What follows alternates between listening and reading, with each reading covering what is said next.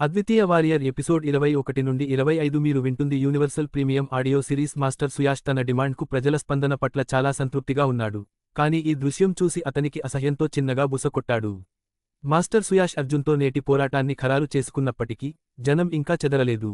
సుయాష్కు అంతగా కోపం తెప్పించడానికి అర్జున్ ఏమి చేశాడో ఎవరికీ తెలియదు. కాబట్టి వారందరూ ఆ దృశ్యాన్ని చూడటానికి అక్కడే ఉండిపోయారు. చాలాసేపటి వరకు వేచి చూసినా అర్జున్ ఇంకా కనిపించకపోవడంతో సుయాష్కు అసహనం కలిగింది. అతను చిరాకుగా అడిగాడు, అతను ఎక్కడా? నాకు తెలియదు. సాధారణంగా ఈ సమయానికి అతను ఆవరణను శుభ్రం చేయడం పూర్తి చేస్తాడు. కాని ఈ రోజు ఎందుకు బయటకు రాలేదో నాకు అర్థం కావడం లేదు. మాస్టర్ సుయాష్, మనం అతని గుడిసెను తనిఖీ చేయాలా? కాసేపు ఆలోచించిన తర్వాత సుయాష్ తలుపి, అది గొప్ప ఆలోచన. అతను కేవలం ఒక సామాన్యమైన ఊడ్చేవాడు. అయినా మాస్టర్ సుయాష్ను ఇంతసేపు వేచి ఉండేలా చేశాడు. నేను తప్పకుండా ప్రతీకారం తీర్చుకుంటాను అన్నాడు. అర్జున్ ఆచూకీ రహస్యమేమీ కాదు. దాంతో సుయాష్ చుట్టూ నిలబడిన జనం వెంటనే ముందుకు కదిలారు. ఆ దృశ్యాన్ని చూడటానికి అక్కడే ఉండిపోయిన వారు కూడా వారిని అనుసరించడంతో అది ఒక పెద్ద ఊరేగింపుగా ఏర్పడింది. కొద్దిసేపటి తర్వాత ఆ గుంపు అర్జునుడి చిన్న గుడిసె దగ్గరకు చేరుకుంది. గోడల నిండా రంధ్రాలతో దాని దీనమైన పరిస్థితిని చూసి వారు అస్సలు ఆశ్చర్యపోలేదు. ఎవరూ అడగకపోయినా సుయాష్ ఆ గుడిసె వైపు చూపిస్తూ, ఈ అబ్బాయి ఇక్కడే ఉంటాడా? సుయాష్ గురువుగారు, అర్జున్ ఒక ట్రయల్ స్టూడెంట్ కాబట్టి తన బట్టలు, ఆహారం, సంగీతం మరియు శిక్షణా సామగ్రిని తనే సమకూర్చుకోవాలి. ప్రధాన ద్వారం వద్ద ఈ సౌకర్యాలు లేవు. ఈ గుడిసెను తన చేతులతోనే కట్టుకుని ఉంటాడు.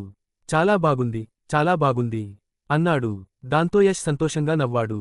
వర్షాకాలంలో అర్జున్ ఎలా తడిసిపోతాడోనని తలచుకుని అతనికి ఆనందం కలిగింది. తర్వాత అతను గంభీరంగా మారి సింహం లేదా పులి వంటి వైభవంతో ఆ గుడిసె వైపు నడిచాడు. అతను గట్టి స్వరంతో, అర్జునా, బయటకు రా. ఈ సుయాష్ గురువు చేతిలో దెబ్బలు తినడానికి సిద్ధంగా ఉండు అని పిలిచాడు. అతని గర్జన ఎంత శక్తివంతంగా ఉందంటే అది గాలిలో ప్రతిధ్వనించింది. అది కేవలం హెచ్చరిక మాత్రమే కాదు, నిర్మోహమాటమైన ద్వేషం కూడా. ఆ స్వరం తీవ్రమైన కోపంతో, రక్తదాహంతో నిండి ఉంది. అది అక్కడున్న శిష్యులందరినీ భయంతో వణికించింది. అర్జునుడికి సుయాష్కు మధ్య ఉన్న వైరం చిన్న విషయానికి కాదని స్పష్టమైంది. గురువు సుయాష్ గర్వంగా నిలబడ్డాడు. అతని ఉనికి ఎంత గంభీరంగా ఉందంటే ఏ శక్తి కూడా అతన్ని కదిలించలేకపోయింది. తన గర్జన విని అర్జునుడు భయంతో పరుగెత్తుకుంటూ వచ్చి దయకోసం వేడుకుంటాడని అతను అనుకున్నాడు. కాని అతను ఎంతసేపు వేచి చూసినా ఆ గుడిసె నుండి ఎటువంటి కదలిక లేదు. ఇప్పుడు సుయాష్ ముఖంలో కోపం వెల్లువెత్తింది. పళ్ళు బిగించి అతను మళ్లీ గట్టిగా అరిచాడు, అర్జునా, కాస్త బుద్ధి తెచ్చుకుని బయటకురా, లేకపోతే మేము లోపలికి చొరబడి నిన్ను బయటకు లాక్కొస్తాము. అయినా ఎటువంటి స్పందన లేదు. ఇప్పుడు సుయాష్కు వింతగా అనిపించింది. ఒకవేళ అర్జునుడు నిజంగా లోపలే ఉంటే అతని శ్వాస శబ్దం వినిపించి ఉండేది. అతను ఇక్కడ లేడా? సుయాష్ తనతో పాటు వచ్చిన వ్యక్తికి సైగ చేశాడు. అతను వెంటనే ముందుకు అడుగు వేశాడు. అతను చెక్క తలుపును బలంగా తన్ని పగలగొట్టాడు. తర్వాత వేగంగా లోపలికి ప్రవేశించాడు. కొన్ని క్షణాల తర్వాత అతను బయటకు వచ్చి మాస్టర్ సుయాష్కు తెలియజేశాడు. మాస్టర్ సుయాష్, లోపల ఎవరూ లేరు. లోపల పలుచని దుమ్ము పొర కూడా లేదు. ఈ మూర్ఖుడికి ఏదో జరగబోతోందని ముందే తెలిసినట్టుంది. అందుకే అతను పారిపోయాడు. సుయాష్కు కోపంతో రక్తం మరిగింది. ఈ క్షణం కోసం అతను రోజుల తరబడి ప్రణాళిక వేసుకున్నాడు. తన అవమానానికి ప్రతీకారం తీర్చుకోవడానికి ఈ అవకాశం కోసం సిద్ధమయ్యాడు. ఈ దృశ్యాన్ని చూడటానికి అతను ఎంతోమంది శిష్యులను పిలిచాడు. కాని ఇప్పుడు అర్జున్ అప్పటికే పారిపోయాడని తెలుసుకున్నాడు. గాలిలో విసిరిన ఒక శక్తివంతమైన పిడికిలి మెత్తటి గుడ్డపై పడినట్లుగా అతనికి అనిపించింది. ఈ భావన అతన్ని తీవ్రంగా నిరాశపరిచింది. గత కొన్ని రోజులుగా అర్జున్ ఎవరూ కనిపించలేదు. తెలివైన వ్యక్తి పరిస్థితిని బట్టి నిర్ణయాలు తీసుకుంటాడు. తాను గురువు సుయాష్ ఆగ్రహానికి గురవుతానని అర్జున్కు తెలుసు. అందుకే అతను ప్రధాన ద్వారం నుండి ముందుగానే వెళ్లిపోయాడు. అందుకే మనం అతని కోసం ఇంతసేపు ఎదురు చూశాం, కాని అతను రాలేదు. ఇప్పుడు అర్జున్ వెళ్లిపోయాడు కాబట్టి మనకు ఆ సులభమైన కాంట్రిబ్యూషన్ పాయింట్లు కూడా లభించవు. గుంపులో గుసగుసలు మొదలయ్యాయి. ఇవన్నీ గురువు సుయాష్ చెవులకు చేరాయి. ప్రజలు తన బలాన్ని గౌరవిస్తున్నందుకు అతను సంతోషించినప్పటికీ తన ప్రతీకార వాంఛను తీర్చుకోలేకపోయాడు. ఇది అతని మనసును కలవరపెట్టింది.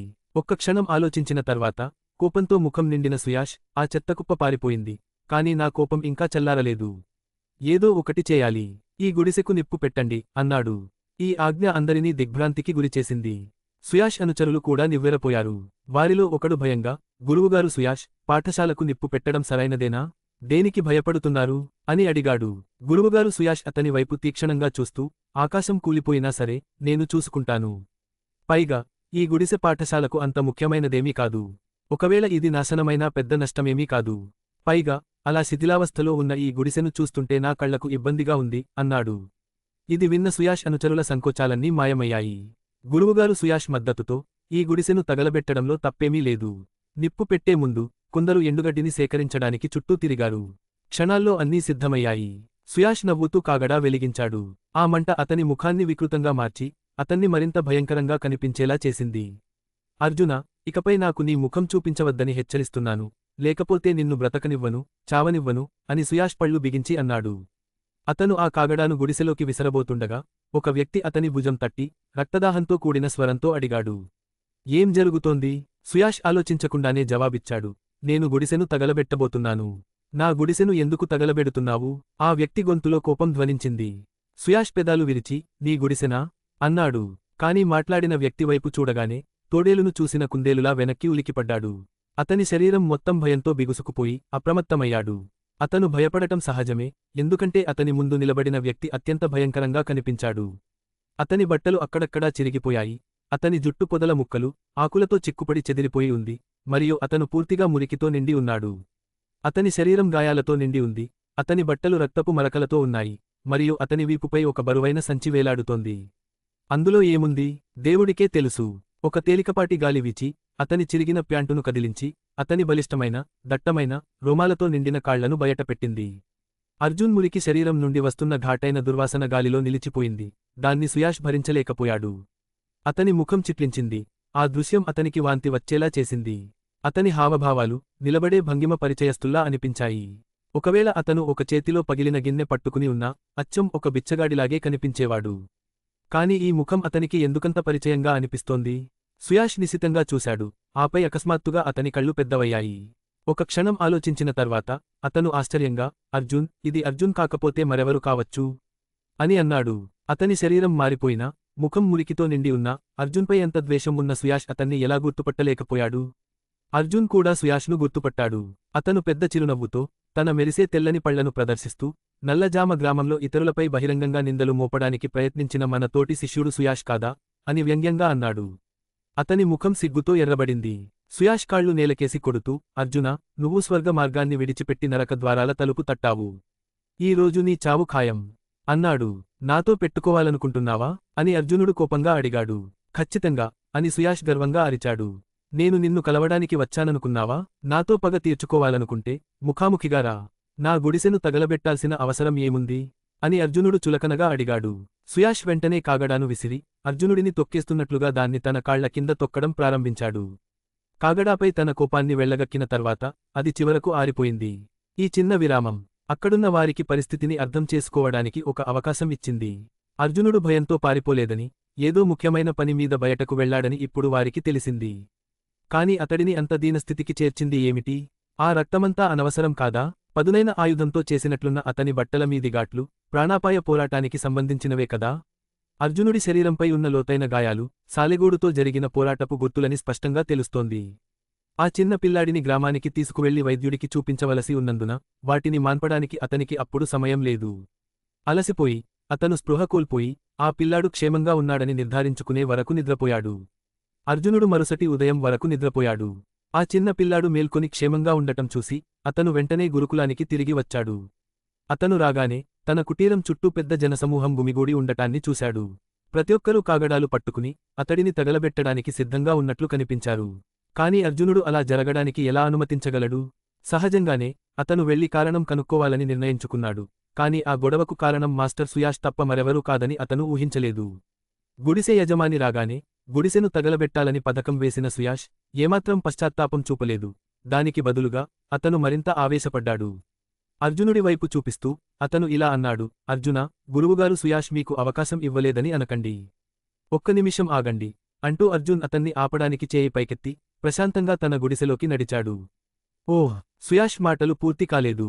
పొరపాటున ఏదో మట్టి మింగినట్లుగా అతనికి చాలా అసౌకర్యంగా అనిపించింది. గురువుగారు సుయాష్, ఈ మనిషి మిమ్మల్ని అస్సలు గౌరవించడు. సుయాష్ పక్షాన నిలబడి ఎవరో అన్నారు. అవును. దాంతో యష్ చల్లగా నవ్వి, తర్వాత వాడిని నిర్దాక్షిణ్యంగా కొట్టండి. ఈ కుర్రాడు అస్సలు వదులుకోడని విన్నాను, కాబట్టి కొట్టడంలో ఏమాత్రం కనికరం చూపవద్దు. ఈరోజు నేను వాడికి బుద్ధి చెబుతాను అన్నాడు. లోపలికి వెళ్తూ అర్జున్ తన వీపు మీదున్న సంచిని తీశాడు. అందులో అతను 3 రోజుల కఠోర శ్రమతో కొండలలో సేకరించిన మూలికలు ఉన్నాయి. వాటిని ముందుగా భద్రంగా ఉంచుకోకపోతే అతనికి మనశ్శాంతి ఉండేది కాదు. బయటకు వచ్చిన తర్వాత అతను సుయాష్ను గంభీరమైన స్వరంతో, అయితే నువ్వు నాకేం చెప్పాలనుకున్నావు అని అడిగాడు. సుయాష్ కళ్లలో ద్వేషం, కోపం స్పష్టంగా కనిపించాయి. అతను తీవ్రమైన కోపంతో రక్తం కక్కుతాడేమో అన్నట్టుగా కనిపించాడు. అతను ఎంతో శ్రద్ధగా సిద్ధం చేసుకున్న మాటలు పలకకముందే అర్జునుడు అతన్ని ఆపాడు. కాని ఇప్పుడు స్వయంగా అర్జునుడే అడగడంతో అతను మరింత ఆవేశపడ్డాడు. అర్జున, ఈ సుయస్ గురువు నీకు అవకాశం ఇవ్వలేదని చెప్పకు అని అతను అరిచాడు. ఇక్కడున్న శిష్యులందరి ముందు మోకరిల్లి నన్ను నీ తాత అని పిలిస్తే నేను నిన్ను వెళ్ళనిస్తాను. లేకపోతే తప్పకుండా తప్పకుండా తప్పకుండా. అతని మాటల్లోని బెదిరింపు స్పష్టంగా ఉంది. అర్జునుడు నెమ్మదిగా తలూపి సుయస్ వైపు తీవ్రమైన విచారంతో చూస్తూ అకృతాజ అన్నాడు. జనం నివ్వెరపోయారు. సుయస్ కూడా నివ్వెరపోయాడు. ఈ కృతజ్ఞత ఎలా వచ్చిందో అని అందరూ ఆశ్చర్యపోయారు. నువ్వేం చెప్పాలనుకుంటున్నావు అని సుయస్ కోపంగా అడిగాడు. ఇది స్పష్టంగానే లేదా? రా, నేను నీకు నేర్పిస్తాను. అర్జునుడు ప్రశాంతంగా బదులిచ్చాడు. చెప్పు, అద్వితీయ గురుకులంలో నీకు పై అధికారులు ఎవరైనా ఉన్నారా? అయితే నీ కళ్ళు ఇంకా సరిగ్గా పనిచేస్తున్నాయా? ఇది విన్న సుయాష్ గర్వం మరింత పెరిగింది. అర్జునుడు నవ్వాడు. అతను ఊహించింది సరిగ్గా అదే. సుయాష్కు తప్పకుండా పలుకుబడి ఉండి ఉంటుంది. లేకపోతే అతను ఇంత అహంకారంగా ఎలా ప్రవర్తించగలడు? గురుకులంలో మీపై అధికారులకు చాలా పలుకుబడి ఉంది కదూ అని అర్జునుడు మళ్లీ అడిగాడు. ఆయన ఒక పెద్ద గురువు కదా. సుయాష్ గర్వంగా బదులిచ్చాడు. మా అక్క కూడా ఒక ప్రముఖ శిష్యురాలు. ఆమె తలచుకుంటే కేవలం ఒక్క వేలితో మిమ్మల్ని నాశనం చేయగలదు. అర్జునుడికి అర్థమైంది. ఇప్పుడు అతనికి సుయాష్ వ్యక్తిత్వం, శక్తి గురించి స్పష్టమైన అవగాహన వచ్చింది. అతను సుయాష్ వీపు మీద తట్టి, సరిగ్గా చెప్పావు అన్నాడు. ఎంత కృతజ్ఞత!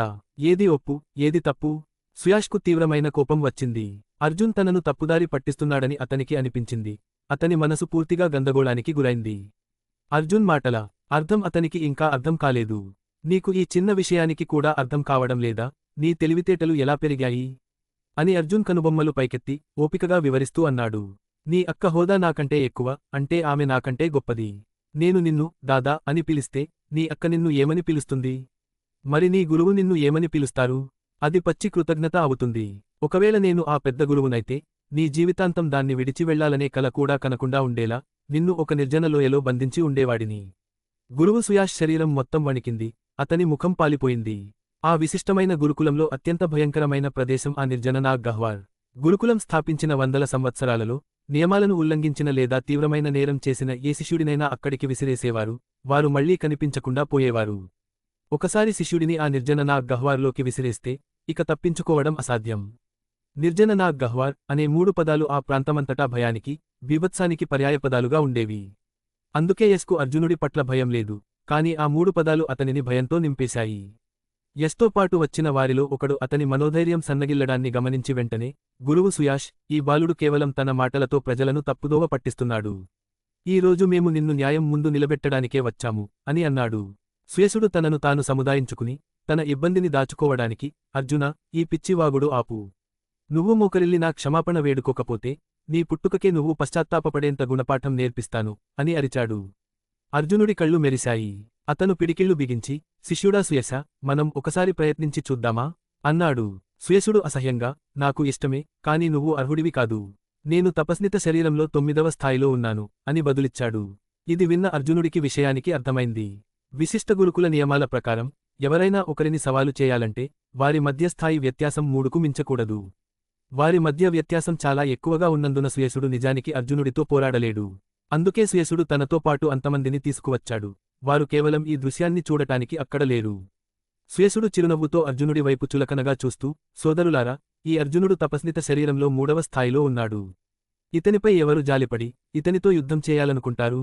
తపస్నిత శరీరంలో 3వ స్థాయి, అదెంత ఉన్నత స్థాయి అన్నాడు. అక్కడున్న శిష్యులందరూ అర్జునుడి కంటే ముందే గురుకులానికి వచ్చినవారే కావడం, వారందరూ అతని కంటే శక్తిమంతులై ఉండటంతో గుంపులోని వారందరూ పగలబడి నవ్వారు. గురువుగారు సుయస, నాకు అనుమతి ఇవ్వండి. నా స్థాయి 5వది. దీనిని పరీక్షించడానికి ఇది సరిపోతుంది. ఒక శిష్యుడు గుంపులోంచి బయటకు వచ్చి అర్జునుడి వైపు చులకనగా చూశాడు. అర్జునుడు తేలికగా నవ్వాడు. వారి వద్ద ఉన్న సమాచారం చాలా పాతది. ఇది 5 రోజుల క్రితం జరిగి ఉంటే అతను నిజంగానే సన్యాసి శరీరాన్ని 3వ స్థాయిలో పొంది ఉండేవాడు. కాని ఇప్పుడు పరిస్థితి భిన్నంగా ఉంది. కాని అర్జునుడు ఈ విషయాన్ని బహిరంగపరచాల్సిన అవసరం లేదని భావించాడు. 5 రోజుల్లో 2 స్థాయిలు పెరగడం అసహజంగా అనిపించేది. మరియు అలాంటి విషయాలు అనవసరమైన దృష్టిని ఆకర్షించేవి. సుయాష్తో పాటు వచ్చిన వ్యక్తి ముందుకు వచ్చి, అర్జునా, నా పేరు విశాల్. ఈరోజు నిన్ను ఓడించేది నేనే, అది గుర్తుంచుకో అన్నాడు. నేను గుర్తుంచుకున్నాను అని అర్జున్ గంభీరంగా బదులిచ్చాడు. బహుశా సుయాష్ పరువు నిలబెట్టడానికే విశాల్ ఇలా చేస్తున్నాడని అర్జున్ అనుకున్నాడు. విశాల్ చిటికెన వేసి, అవమానకరంగా, అర్జునా, నేను నీకు అవకాశం ఇవ్వలేదని నువ్వు అనలేవు కదా. నిన్ను 3 సార్లు కొట్టనిస్తాను. నన్ను ఒక్క అడుగు వెనక్కి నెట్టగలిగినా, అదే నీ విజయం. లేకపోతే, దయచేసి నేను క్రూరుడిని అని అనకు, అన్నాడు. అలాంటి సవాలులో పూర్తి అవమానం ఉంది. ఇదంతా చూస్తున్న సుయాష్, ఆమె ఆనందం రెట్టింపు అయింది. విశాల్కు అవమానించడం బాగా తెలుసు. అతని పదజాలం కూడా చాలా ఖచ్చితమైనది. సన్యాసి శరీరంలోని 3వ స్థాయికి, 5వ స్థాయికి మధ్య కేవలం 2 స్థాయిల వ్యత్యాసం ఉన్నప్పటికీ, ఆ దూరం నది అంత లోతైనది. ఈ స్థాయి శిష్యులకు, వారి శక్తిలో వ్యత్యాసం ఆకాశానికి, భూమికి ఉన్నంతగా ఉంటుంది. వాతావరణ శక్తి అంతటా వ్యాపించి ఉన్నప్పటికీ, ఆ క్షణంలో అర్జునుడి పరిస్థితి దయనీయంగా ఉంది. ఒక్కచూపులోనే అతను ఒక కఠినమైన పరీక్షను తట్టుకున్నాడని చెప్పవచ్చు. అతను అప్పటికే చాలా సన్నగా, బలహీనంగా, పోషకాహార లోపంతో ఉన్నాడు. దీనివల్ల అతన్ని సులభంగా ఒక బలహీనుడిగా పొరబడే అవకాశం ఉంది. అక్కడ ఉన్న దాదాపు ప్రతి ఒక్కరూ అర్జునుడు ఈ పరీక్షను తట్టుకోలేడని భావించారు. దగ్గరలోని చెట్టుపై కూర్చున్న కనక్ చౌహాన్ కూడా అదే ఆలోచిస్తున్నాడు. ఇప్పుడు చీకటి సభ శిష్యురాలైన కనక్, ఈ యుద్ధ ఫలితాన్ని నమోదు చేయడానికి ప్రత్యేకంగా వచ్చాడు. అర్జునుడు కొట్టగానే, అర్జునుడి శక్తి నాళాలలో వాతావరణ శక్తి క్రియాశీలమవడాన్ని కనక్ చౌహాన్ స్పష్టంగా గ్రహించాడు. ఇది అతను కనీసం సన్యాసి శరీరంలో 4వ స్థాయికి చేరుకున్నాడని స్పష్టంగా సూచించింది. మరియు అతని నిజమైన శక్తి ఇంకా గొప్పదిగా అనిపించింది. కానీ కొన్ని రోజుల క్రితం, అతను సన్యాసి శరీరం యొక్క 3వ స్థాయిలో ఉన్నాడు. ఆ జిత్తులమారి శిష్యుడు, తన నిజమైన శక్తిని దాచిపెట్టి, అందరినీ ఆశ్చర్యపరచడమే కాకుండా, కొందరిని చెట్టు నుండి కింద పడేలా చేశాడు. ఇది చాలా అసహ్యంగా ఉంది. తెలియకుండానే, కనక్ చౌహాన్ తన నడుము నొప్పికి అర్జున్ను నిందించింది. అర్జున్ కనక్ దాక్కున్న వైపు చూశాడు. ఆమె కింద పడుతున్నప్పుడు వచ్చిన సన్నని అరుపు అతనికి వినిపించింది. కాని దూరం వల్ల ఆమె అతనికి కనిపించలేదు. అతనికి ఏమీ అసాధారణంగా అనిపించకపోవడంతో, దాని గురించి మరింత పరిశోధించాల్సిన అవసరం లేదని భావించాడు. అప్పుడు అతను తన పిడికిలి వైపు చూసి, కనుబొమ్మలు ముడిచాడు. అతనికి పూర్తిగా సంతృప్తిగా లేదు. నిశ్చయంగా, అర్జున్కు సంతృప్తిగా లేదు, ఎందుకంటే బంగారు శరీరాన్ని పొందిన తర్వాత ఇది అతని మొదటి యుద్ధం. తన శక్తిని సరిగ్గా నియంత్రించలేక, ఆ భారీ సింహం వెనక్కి పడిపోయింది. వాస్తవానికి, అతను కేవలం అతన్ని కొన్ని అడుగులు వెనక్కి నెట్టాలని మాత్రమే అనుకున్నాడు. కాని అతని బలం అతను ఊహించిన దానికంటే గొప్పదని నిరూపించబడింది. ఇంతలో, యశ్ ప్రతాప్ అందరికంటే ముందుగా తేరుకున్నాడు. అతను అర్జున్ వైపు వేలు చూపిస్తూ, నువ్వు మోసం చేశావా? అని అరిచాడు. అర్జునుడు యశ్ ప్రతాప్ వైపు ప్రశాంతంగా చూశాడు. యశ్, శిష్యుడా, నువ్వు ఏది కావాలంటే అది తినవచ్చు, కాని నీ మాటలను జాగ్రత్తగా వాడాలి. నేను ఎప్పుడు మోసం చేశాను? యశ్ ప్రతాప్కు మాటలు రాలేదు. నిజంగా, అర్జునుడు ఎప్పుడు మోసం చేశాడు? విశాల్ సింగ్ లేచి నిలబడి తాను 3 దెబ్బలను తట్టుకుంటానని ప్రకటించాడు.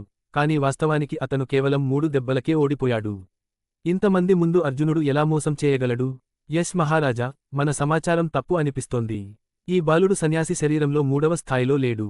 అతను ఇప్పటికే హోదాలో పైకి వచ్చాడని నేను అనుకుంటున్నాను. లేకపోతే అతను విశాల్ సింగ్ను ఎలా ఓడించగలడు? ఎవరో తెలివైన వ్యక్తి యశ్ ప్రతాప్ చెవిలో మెల్లగా గుసగుసలాడారు. అవునన్నమాట. యశ్ ప్రతాప్ ముఖం చిట్లించుకుంటూ తలూపాడు. విశాల్ సింగ్ చాలా అహంకారి. అతను గనుక ఎదురుతిరిగి ఉంటే, ఓడిపోయేవాడు కాదు. యశ్ ప్రతాప్ దృష్టిలో, విశాల్ సింగ్ ఓటమికి కారణం కేవలం తన ప్రత్యర్థిని తక్కువ అంచనా వేయడమే. అర్జున్ తన స్థాయిని పెంచినప్పటికీ, అతను మహా అయితే సన్యాసి శరీరంలో 4వ స్థాయికి మాత్రమే చేరుకుని ఉండాలి. ఇంతటి భారీ వ్యత్యాసాన్ని పరిగణనలోకి తీసుకుంటే, ఒకవేళ విశాల్ సింగ్ స్పందించి ఉంటే, అర్జునుడి ఓటమి ఖాయం. సోదరా అర్జునా, నీ శక్తిని బాగా దాచావు, అని యశ్ ప్రతాప్ చల్లని, నిర్లిప్త స్వరంతో అన్నాడు. ఈ రోజు తన ప్రతీకార ప్రణాళికలో విఫలమయ్యాడు, కాని అది అతనిలోని కోపాన్ని చల్లార్చలేదు. అర్జునుడు భుజాలెగరేశాడు. ప్రస్తుతానికి ఈ పగ తీరింది, కాని వచ్చేసారి నీకు ఇంత అదృష్టముండదు, అని యశ్ ప్రతాప్ అర్జునుడితో చల్లగా అన్నాడు. తర్వాత, చేయి ఊపుతూ, తన మనుషులను దూరంగా తీసుకువెళ్లడం ప్రారంభించాడు. స్పృహ కోల్పోయిన విశాల్ సింగ్ను పైకి లేపమని కొందరికి సైగ చేశాడు. కాని వెళ్లే ముందు, అతను అర్జునుడి వైపు ఒక పదునైన చూపు విసిరాడు. ఈ వైరం ఇంకా ముగియలేదు, కాని అర్జునుడు పట్టించుకోలేదు. ఏది ఏమైనా, ఏకగురుకులంలో గురుకుల నియమాలు మాత్రమే వర్తిస్తాయి. గొడవలు సృష్టించాలంటే, అది ద్వంద్వ యుద్ధాల ద్వారా మాత్రమే చేయగలరు. అంతేకాకుండా, అతను ఇంకా ఇతరులతో సాధన చేయాలి, లేకపోతే, తన నిజమైన ఎదుగుదలను ఎలా అర్థం చేసుకోగలడు? ఈ ఆలోచనతో, యశ ప్రతాప్తో తన వైరం ఒక వరం కావచ్చని అర్జునుడు భావించాడు. నేటి యుద్ధం అంత ఉత్సాహభరితంగా లేదు. అర్జునుడు పూర్తిగా సంతృప్తి చెందలేదు. యశ ప్రతాప్ వెళ్లిపోయిన తరువాత, జనం నెమ్మదిగా చెదిరిపోయారు. కాని వారిలో చాలామంది ఇంకా ఆ అద్భుతాన్ని గుర్తు చేసుకుంటున్నారు.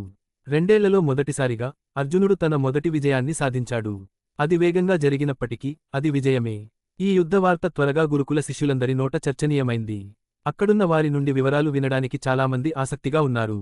ఒకవేళ సుయసుడు అంత ఉన్నత హోదాలో లేకపోయి ఉంటే, ఈ వార్త ఇప్పటికీ నలుదిక్కులా వ్యాపించి ఉండేది. కానీ సుయసుడు ఇందులో భాగం కావడం వల్ల శిష్యులు దాని గురించి గుసగుసలాడుకున్నారు. ఇప్పుడు అర్జునుడి చిన్న కుటీరంలో శాంతి నెలకొంది. ఆకాశం వైపు చూస్తూ అర్జునుడు కొంచెం నిరాశ చెందాడు.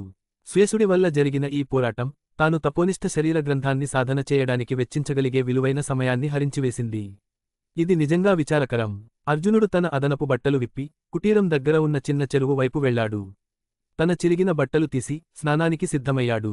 గడిచిన కొన్ని రోజులుగా అతను పర్వతాలలో సంచరించి ఆ తర్వాత పూలసాలీడుతో పోరాడటం వల్ల చాలా దారుణమైన స్థితిలో ఉన్నాడు. ప్రియ అనే ఒక యువతి నిశ్శబ్దంగా కుటీరం దగ్గరకు వచ్చి అర్జునుడి నిజస్వరూపాన్ని తెలుసుకోవాలనే ఆశతో అతనిపై గూఢచర్యం చేయడం ప్రారంభించింది. కాని ఆమె మూల నుండి తొంగి చూసినప్పుడు ఆమె కళ్ల ముందు ఒక జత ప్రకాశవంతమైన తెల్లని వీపులు కనిపించాయి. అర్జునుడు అప్పటికే పూర్తిగా నగ్నంగా నీటిలోకి దూకడానికి సిద్ధంగా నిలబడి ఉన్నాడు. ప్రియ ముఖం వెంటనే గాఢంగా ఎర్రబడింది. ఆమె ఆధ్యాత్మిక సాధన చాలా ఉన్నతమైనప్పటికీ ఆమె ఇంకా అమాయకురాలైన అమ్మాయి. ఆమె ఒక పురుషుడి శరీర జాడను కూడా ఎప్పుడూ చూడలేదు. మరి ఈ దృశ్యాన్ని ఆమె ఎలా భరించగలదు? అది చాలా అవమానకరం. ప్రియ గుండె దడదడలాడింది.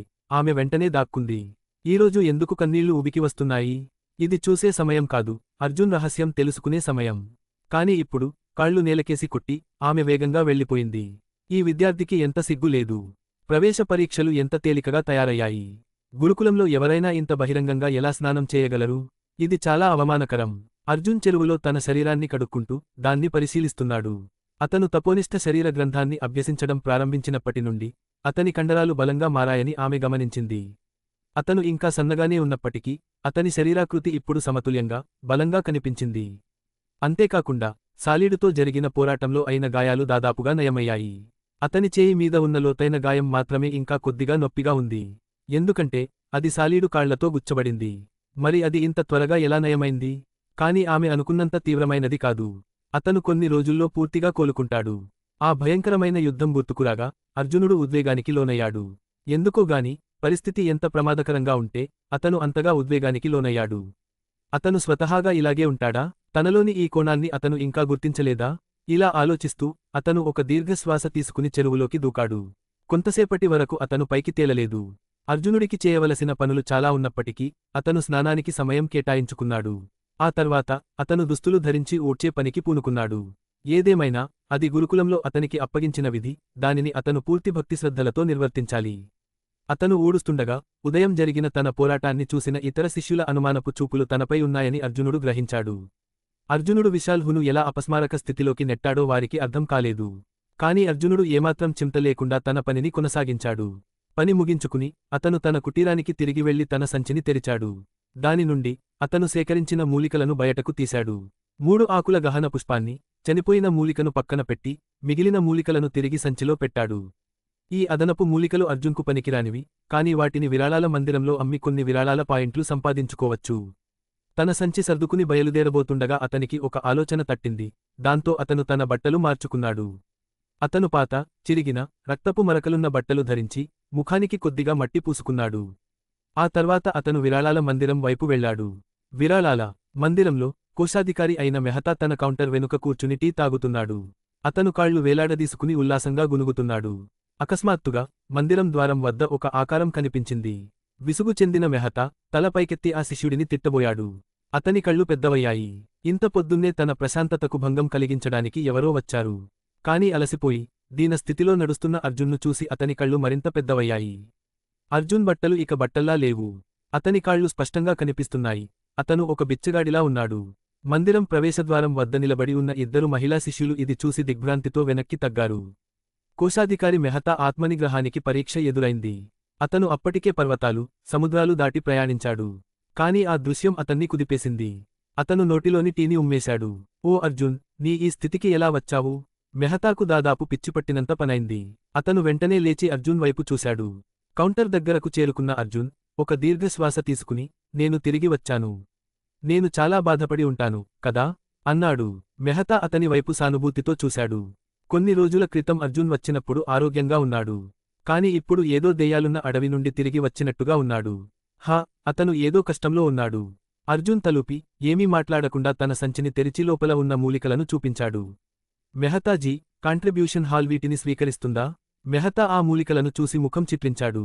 అవి సాధారణమైన, తక్కువ స్థాయి మూలికలు, అంత విలువైనవి కావు. కాంట్రిబ్యూషన్ హాల్లో ఇప్పటికే ఈ మూలికలు పుష్కలంగా ఉన్నాయి. కాని అర్జున్ కళ్లలో ఆశ చూసినప్పుడు అతని మనసు కరిగిపోయింది. అతను, సరే, మేము వీటిని స్వీకరిస్తాము. ప్రతి 2 మూలికలకు మీకు ఒక కాంట్రిబ్యూషన్ పాయింట్ లభిస్తుంది అన్నాడు. సరే, దయచేసి లెక్కించండి. ఇంకేమీ చర్చలు లేకుండా అర్జున్ ఆ సంచిని అప్పగించాడు. కోశాధికారి మెహతా పైకి చూసి అర్జున్ ముఖంలో ఉత్సాహం, ఆందోళన రెండింటినీ చూశాడు. అతను కూడా అప్రమత్తమయ్యాడు. నెమ్మదిగా అతను సంచిని తెరిచి దానిలోని వస్తువులను పరిశీలించడం ప్రారంభించాడు. అది దాదాపు ఒక గిన్నె పరిమాణంలో, ముదురు ఎరుపు రంగులో ఉంది. అది ఒక పుట్టగొడుగులా, ఒక శిలీంధ్రంలా కనిపించింది. అది నిజంగా అసాధారణంగా కనిపించింది. దాని నుండి దివ్య, భూసంబంధమైన శక్తి వెలువడుతోంది. దగ్గు, దగ్గు. కోశాధికారి మెహతా అకస్మాత్తుగా 2-3 సార్లు దగ్గాడు. అర్జున్ ఆందోళనగా, ఇదేంటి అని అడిగాడు. మెహతా అతని వైపు వింతగా చూసి, సమాధానం చెప్పకుండా, ఇది నీకు ఎక్కడ దొరికింది అని అడిగాడు. కొండలోని ఒక గుహలో, దానికి ఒక ప్రథమశ్రేణి రాక్షస జీవి కాపలాగా ఉండేది. కాని అది చనిపోకుండా, నేను దాన్ని చంపి నాతో పాటు తీసుకొచ్చాను. మెహతా గుండె వేగంగా కొట్టుకోవడం మొదలైంది. నీకు ఒక రాక్షస జీవి తారసపడిందా? భద్రతా మండలం దాటి బయటకు వెళ్లవద్దని నేను నీకు చెప్పలేదా? నేను భద్రతా రేఖను దాటలేదు. బ్లాక్విండ్ పర్వతాల రక్షిత ప్రాంతంలో ఆ జీవి ఏం చేస్తోందో కూడా నాకు తెలియదు అని అర్జున్ విచారంగా అన్నాడు. మెహతా ఒక దీర్ఘ శ్వాస తీసుకున్నాడు. ఇలాంటిది ఏదో జరిగి ఉంటుందని అతనికి అర్థమైంది. ఈ బాలుడు ఒక రాక్షస జీవితో పోరాడేంత బలం కూడా లేనివాడని అతను అనుకున్నాడు. అది చాలా కష్టమైన పోరాటమై ఉండాలి. ఈ పాపం వాడు ఇంత చిన్న వయసులోనే ఎన్నో కష్టాలను భరించాడు. కేవలం 3 రోజుల్లోనే ఎంతో సహించాడు. దానికి ప్రతిఫలంగా కేవలం 16 కాంట్రిబ్యూషన్ పాయింట్లు మాత్రమే సంపాదించాడు. దానికి తోడు చావు అంచు నుండి తప్పించుకున్న ఒక రాక్షస జీవిని కూడా ఎదుర్కొన్నాడు. ఈ వస్తువు నిజంగా ఎంత విలువైనదో నేను అతనికి చెబితే, లేదు, అది న్యాయం కాదు. ఏమైనప్పటికీ ఈ పెద్దాయన అప్పుడప్పుడు మంచి పనులు చేస్తుంటారు, కాబట్టి దీన్ని ఒక పుణ్యంగా భావించు. మెహతా ముఖ కవళికలు మారడం అర్జున్ చూశాడు. కాని అతని నోటి నుండి సమాధానం రాలేదు. దాంతో అతనికి అసహనం కలిగింది. అతను ఏదో అడగబోతుండగా మెహతా త్వరగా తన టీని ఒక గుక్క తాగి, ఆపై చిరునవ్వుతో, హే చిన్నోడా, నువ్వు నిజంగా అదృష్టవంతుడివి అన్నారు. ఇది వినగానే అర్జున్ ఆందోళన అంతా మాయమైంది. ఒకవేళ ఇది నిష్ప్రయోజనమైతే చాలా ఇబ్బందికరంగా ఉంటుందని అతను భయపడ్డాడు. మెహతాజీ, అసలు ఇది ఏమిటి? దీనికి ఎన్ని కాంట్రిబ్యూషన్ పాయింట్లు వస్తాయి అని అర్జున్ ఆసక్తిగా అడిగాడు. ఓహ్, దీనిని బ్లడ్ మష్రూమ్ అంటారు. ఇది ఒక అరుదైన ఔషధ పదార్థం. అతను తన వాక్యం పూర్తి చేయకముందే అర్జున్ ముఖం చిన్నబుచ్చుకోవడం చూసి వెంటనే తనను తాను సరిదిద్దుకున్నాడు. కాదు కాదు, ఇది ఒక తక్కువ స్థాయి ఎర్త్ గ్రేడ్ మూలిక. అవును, ఇది నిజంగానే ఒక తక్కువ స్థాయి ఎర్త్ గ్రేడ్ మూలిక. అతను ఎంత నమ్మకంగా చెప్పాడంటే తనే స్వయంగా నమ్మేశాడు. తక్కువ స్థాయి ఎర్త్ గ్రేడ్ మూలిక. అర్జున్ ఆశ్చర్యపోయాడు. మెహతాజీ, మీరు తప్పుగా చూడలేదని ఖచ్చితంగా చెబుతున్నారా? మెహతా గంభీరమైన ముఖంతో అన్నాడు. ఏం జోక్ చేస్తున్నారా? ఈ ముసలాయన తన జీవితంలో లెక్కలేనన్ని ప్రత్యేక మూలికలను భద్రపరిచాడు. ఈ అనుభవజ్ఞులైన కళ్ళు ఎప్పుడూ తప్పుగా చూడవు. అయితే దీనిని ఎన్ని కాంట్రిబ్యూషన్ పాయింట్లుగా మార్చవచ్చు అని అర్జున్ సూటిగా అడిగాడు. నేను మీకు 20 పాయింట్లు ఇస్తాను. చాలా తక్కువ. అర్జున్ కొంచెం నిరాశపడ్డాడు. అది అంత ఉన్నత స్థాయి మూలిక కాకపోయినా కనీసం 20 నుండి 40 పాయింట్లకు అమ్మవచ్చని అతను ఆశించాడు. అది అంత తక్కువ కాదు, బాబూ. తాను అప్పటికే చాలా పాయింట్లు చెల్లించానని మెహతా అనుకున్నాడు. తర్వాత ఒక కారణం చెబుతూ, ఈ రక్తపు పుట్టగొడుగు ఒక తక్కువ స్థాయి భూమి శ్రేణి మూలిక అయినప్పటికీ ఇది పరిమాణంలో చిన్నదిగా, ఎక్కువ కాలం నిలవనిదిగా ఉంటుంది. అందుకే దీని విలువ కేవలం 20 పాయింట్లు మాత్రమే అన్నాడు. ఓహ్, అర్జున్ ఇంకేమీ వాదించకుండా అంగీకరించాడు. సరే, 20 పాయింట్లే, అలాగే కానివ్వండి. మెహతా తలూపి ఆ లావాదేవీని తన లెడ్జర్లో నమోదు చేసుకున్నాడు. ఈ పర్వతయాత్ర అర్జున్ లక్ష్యాన్ని నెరవేర్చింది. అతనికి 3 ఆకుల గందరగోళం, పువ్వు మరియు చనిపోయిన మూలికలను సంపాదించిపెట్టింది. అంతేకాకుండా అతను మొత్తం 36 కాంట్రిబ్యూషన్ పాయింట్లను సంపాదించాడు. అప్పటికే సంపాదించిన పాయింట్లను కూడా కలుపుకుంటే ఇప్పుడు అతని వద్ద మొత్తం 48 కాంట్రిబ్యూషన్ పాయింట్లు ఉన్నాయి. ఒక్క క్షణం పాటు అర్జున్ తాను ధనవంతుడినని, శక్తిమంతుడినని భావించాడు. ఈ పర్వతయాత్ర అతనికి మూలికల నుండి గణనీయమైన మొత్తంలో కాంట్రిబ్యూషన్ పాయింట్లను సంపాదించిపెట్టినప్పటికీ అది అతని ఆధ్యాత్మిక సాధనకు విలువైన సమయాన్ని కూడా తీసుకుంది. అంతేకాకుండా ఈ మూలికలను కనుగొనడానికి అతను అదృష్టంపై ఆధారపడవలసి వచ్చింది, మరియు ఈ మొత్తం ప్రయాణం అతన్ని బాగా అలసిపోయేలా చేసింది. అర్జున్ దీనిని చివరి ప్రయత్నంగా మాత్రమే చేయాలని నిర్ణయించుకున్నాడు. విరాళపు పాయింట్లను సేకరించడానికి ప్రధాన కారణం తన ఆధ్యాత్మిక సాధనలో పురోగతి సాధించడమే.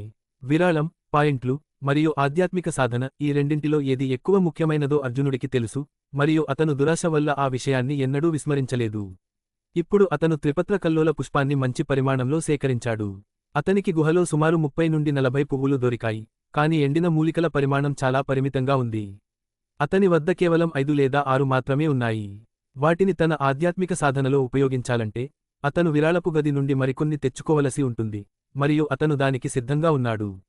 తన ప్రణాళికను మనసులో ఉంచుకుని అర్జునుడు, మెహతాజీ, దయచేసి నాకు 10 ఎండిన మూలికలు ఇవ్వండి అని అన్నాడు. కోశాధికారి మెహతా అతనికి ఈ మూలికలు ఎందుకు అవసరమోనని ఆశ్చర్యపోతూ అర్జునుడి వైపు చూశాడు, కాని అతను ఏ ప్రశ్నలూ అడగలేదు. అతను కేవలం కూర్చుని 10 తక్కువ స్థాయి మూలికలు, 10 విరాళపు పాయింట్లు. ఇవి మీకు కావాలా అని అన్నాడు. అర్జునుడు సంకోచంగా వాటిని అందిస్తూ అడిగాడు. ఇది న్యాయంగా అనిపించడం లేదు. 2 మూలికలకు ఒక కాంట్రిబ్యూషన్ పాయింట్ కావాలని ఇప్పుడే చెప్పలేదా? కొనుగోలు ధర, అమ్మకం ధర వేరువేరుగా ఉన్నాయి. ఒక వ్యాపారవేత్త హుందాతనం ప్రతిబింబించే చిరునవ్వుతో మెహతా అన్నాడు. అర్జున్ కోపంగా అతని వైపు వేలు చూపిస్తూ, మీరు చాలా చౌకగా కొని ఎక్కువ ధరకు అమ్ముతున్నారు. ఇది చాలా అన్యాయం. మీ మనస్సాక్షిని కుక్కలు తినేశాయా అన్నాడు. మెహతా తన చేతిని ఊపుతూ, ఇది నా కోరిక కాదు, ప్రధాన ద్వారం వారు నిర్ణయించిన ధర. దీనితో నాకు సంబంధం లేదు. నేను కేవలం లావాదేవీని నిర్వహిస్తాను. లాభం లేకుండా ప్రధాన ద్వారం 3000 మంది శిష్యులను పోషించగలదని మీరు అనుకుంటున్నారా అన్నాడు. ఇది విని అర్జున్ నిశ్చేష్టుడయ్యాడు, ఎందుకంటే అందులో కొంత తర్కం ఉంది. ఏది ఏమైనా ఇది ఒక వ్యాపారం, మరి యూనిక్ గురుకులానికి లాభం లేకపోతే అది 3000 మంది శిష్యులను ఎలా పోషిస్తుంది? పైగా కొనమని ఎవరూ అతన్ని బలవంతం చేయడం లేదు. కాబట్టి మీకు ఇంకా చనిపోయిన మూలిక కావాలా? అర్జున్ ముఖంలోని ఆవేదనను చూసి మెహతా హృదయం ఆనందంతో నిండిపోయింది. సరే, ఇస్తాను అని అర్జున్ పళ్ళు బిగించి అన్నాడు. ఎప్పటికైనా వాటిని వాడాల్సిందే. వాటి కోసం కొండల్లో వెతకకూడదని అతను నిర్ణయించుకున్నాడు. కాబట్టి వాటిని కొనడం తప్ప మరో మార్గం లేదు. మెహతా వెనుక హాలులోకి వెళ్లి కొద్దిసేపటికే ఆ ఎండిన మూలికతో తిరిగి వచ్చాడు. అర్జున్ జాగ్రత్తగా డబ్బు లెక్కించాడు, మరియు మెహతా ఆ లావాదేవీని తన ఖాతా పుస్తకంలో నమోదు చేశాడు. అంత పెద్ద నష్టాన్ని చవిచూసిన తర్వాత అర్జున్ అసంతృప్తిగా హాలు నుండి బయటకు వెళ్లాడు. నీకు సమయం దొరికినప్పుడు మళ్ళీరా అని మెహతా వెనుక నుండి నవ్వుతూ పిలిచాడు. మెహతాకు ఆ ముద్దు పేరు ఎందుకు వచ్చిందో ఇప్పుడు అర్జున్కు అర్థమైంది. తొందరగా బయటకు వెళ్తూ అర్జున్ ఒకరిని ఢీకొట్టకుండా త్రుటిలో తప్పించుకున్నాడు. ఇద్దరూ వెంటనే స్పందించారు. అర్జున్ వెంటనే ఆగాడు, అతని ముందున్న వ్యక్తి కూడా ఆగాడు. సరిగ్గా అప్పుడే ఒక సువాసన అర్జున్ ముక్కుకు తగిలింది. తల పైకెత్తి చూడగా అర్జున్కు చంద్రుడిలాంటి స్వచ్ఛమైన కళ్ళు కనిపించాయి, కాని ఆమె ముఖం స్పష్టంగా కనిపించలేదు. ఎందుకంటే ఆ వ్యక్తి తన ముఖాన్ని ముసుగుతో కప్పుకుంది. ఆమె ఒక యువతి. అర్జునుడు ఆమె ముఖం చూడకపోయినా అతని మృదువైన చర్మాన్ని బట్టి ఆమె తనకంటే చాలా చిన్నదని, బహుశా తనకంటే సీనియర్ అని అర్థం చేసుకున్నాడు. అర్జునుడు క్షమాపణగా తల ఊపి మర్యాదగా దారి ఇచ్చాడు. అతని ముందు నిలబడిన ఆ యువతి ఆశ్చర్యపోయి ఒక్కసారిగా సిగ్గుతో ముఖం ఎర్రబడింది. ఇది చూసి అర్జునుడు చూపు తిప్పుకున్నాడు. ప్రియ చాలా ఇబ్బందిపడింది. కర్మకాండ మండపం బయట అర్జునుడిని కలుస్తానని ఆమె ఊహించలేదు. అతని ముఖం చూడగానే ఒక సంఘటన ఆమె జ్ఞాపకంలో మెరిసింది. ఆ దృశ్యం వెంటనే ఆమె మనసులో మెరవడంతో ఆమె ముఖం ఎర్రగా కందిపోయింది. ఆమె గుండె వేగంగా కొట్టుకుంది. ఆమె తల వంచుకుని వేగంగా మండపం లోపలికి పరుగెత్తింది. ఇది చూడటానికి వినోదంగా ఉంది, ఎందుకంటే ఇంత సిగ్గుపడే యువతులు చాలా అరుదు. విశిష్ట గురుకులంలో చాలా మంది మహిళా శిష్యులు ఉన్నారు. వారందరూ యోధులు, సాధారణ ప్రజల కంటే ఎక్కువ విశాల దృక్పథం కలవారు. కానీ కేవలం ఒక ముఖం చూడగానే సిగ్గుపడిన ఈ యువతి స్పష్టంగా భిన్నమైనది. ఈ సీనియర్ శిష్యురాలి వాసనను తాను ఇంతకు ముందే పీల్చానని అర్జునుడికి అకస్మాత్తుగా గుర్తొచ్చింది. ప్రియ కర్మకాండల మండపంలోకి ప్రవేశించగానే అతను ఒక్కసారి వెనక్కి చూశాడు. అర్జునుడు అప్పటికే వెళ్లిపోవడం చూసి ఆ ఉదయం జరిగిన దానికి ఇంకా కొంచెం అపరాధభావంతోనే ఉన్నప్పటికీ ఆమె ఊపిరి పీల్చుకుని ఉపశమనం పొందింది. ఆమె ఆలోచనల్లో మునిగి ఉండగా కౌంటర్ వెనుక నుండి కోశాధికారి మెహతా దీర్ఘంగా నిట్టూర్చడం ఆమెకు వినిపించింది. ఏమైంది ఆచార్య? ఆ అబ్బాయిని చూసి జాలిపడుతూ ప్రియ అడిగింది. కోశాధికారి మెహతా విచారంగా బదులిచ్చారు. అతను మంచి అబ్బాయి. చాలా కష్టపడతాడు. మంచి స్వభావం కలవాడు. నడవడికలో కూడా చెడ్డవాడేమీ కాదు. తన గురువు అర్జున్ను అంతగా పొగడటం విన్న ప్రియకు వెంటనే కోపం వచ్చింది. బహుశా ఉదయం జరిగిన సంఘటన గురించి ఆయనకు తెలియదేమో అని ఆమె అనుకుంది. అతను నగ్నంగా స్నానం చేయడమే కాకుండా ఈ శిష్యురాలి కళ్లను కూడా అపవిత్రం చేశాడు. దాంతో ఆమె జీవితంలో మొదటిసారిగా భయపడింది. మెహతా నిరంతరం పొగడటం ఆమెకు మరింత కోపం తెప్పించింది. చివరికి ఆమె ఇక భరించలేక తన చేతిని కౌంటర్పై బలంగా కొట్టింది. ఏదో పగిలినట్లుగా ధప్ అనే శబ్దం ప్రతిధ్వనించింది. మెహతా ముఖం చిన్నబోయి మూలుగుతూ, అది నా భూమి స్థాయి తక్కువ స్థాయి రక్త పుట్టగొడుగు, 20 సహకార పాయింట్ల విలువైనది. అది ఒక రక్త పుట్టగొడుగు అన్నాడు. కౌంటర్పై ఉన్న పొడిని చూస్తూ ప్రియ బహుశా తన గురువుగారి కళ్ళు బలహీనపడుతున్నాయేమో అనుకుంది. ఇది రక్త పుట్టగొడుగు ఎలా అవుతుంది? లేదు లేదు, మీ గురువుగారి కళ్లను మోసం చేయలేరు అని మెహతా బదులిచ్చి తర్వాత ఒక దీర్ఘశ్వాస తీసుకుని కౌంటర్ ఉపరితలం నుండి లేస్తున్న ధూళిని విచారంగా చూశాడు.